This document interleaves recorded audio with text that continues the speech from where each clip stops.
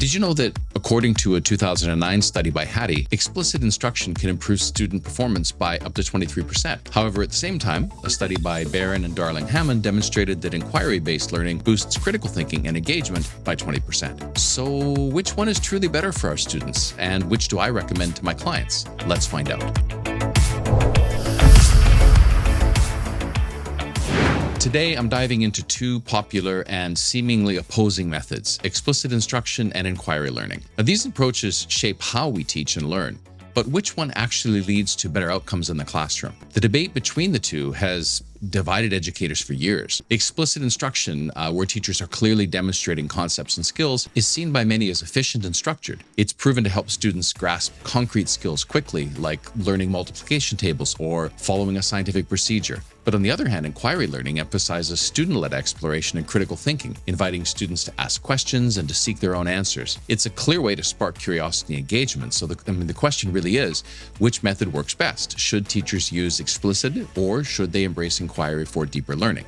Let's break down the strengths and the weaknesses of each method. Explicit instruction is all about teacher-directed learning.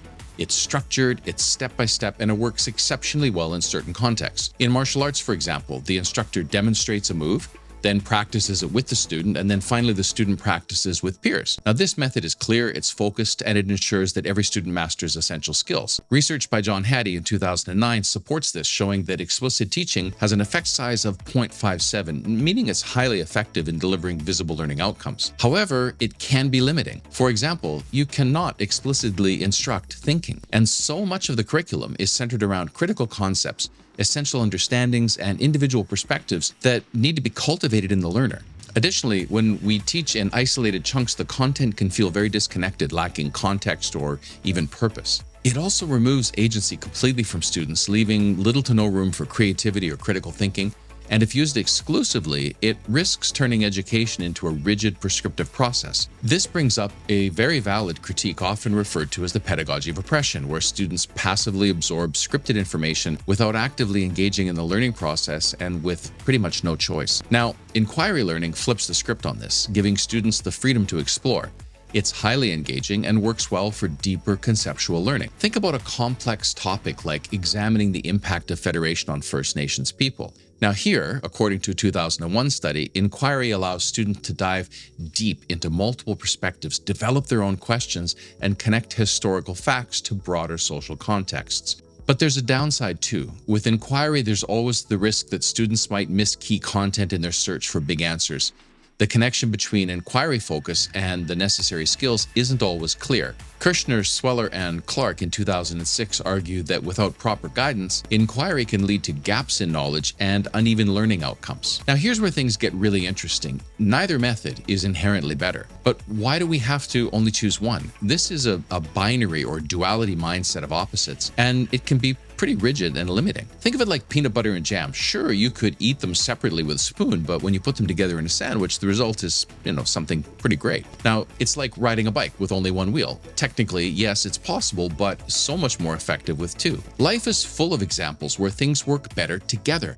Now, why should teaching be any different? The magic happens when we blend the two. A 2019 case study from the Australian government focusing on Australia's STEM initiatives shows that when inquiry-based projects are supported by moments of explicit instruction, students perform better across the board. So inquiry gives them the context and purpose to stay motivated, while explicit instruction, strategically applied, ensures that they acquire the necessary skills and knowledge to succeed. Now, in my work with schools, I use a series of agency learning models designed to gradually move responsibility for the learning from the teacher and empower the learner. My learning models use both methods with purpose and intention. For example, if you ask a carpenter, is a screwdriver or a hammer the better tool? The immediate response would be, well, it depends on the job. But this should be our approach as well, to use the right tool at the right time for the right job.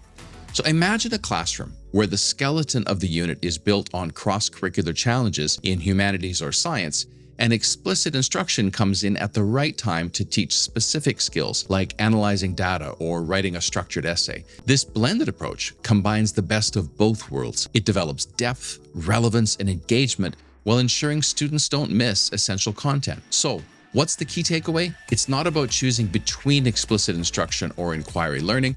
It's about knowing when to use each. And by blending them together, we create learning experiences that are both structured and meaningful, preparing students for success. Please give me a comment below. How do you blend explicit and inquiry methods in your classroom? Are you going to try it? What's holding you back? And what other questions would you like me to address in a future video? If you're getting value from these videos, please give it a like and a subscribe, and I look forward to sharing more with you on this channel.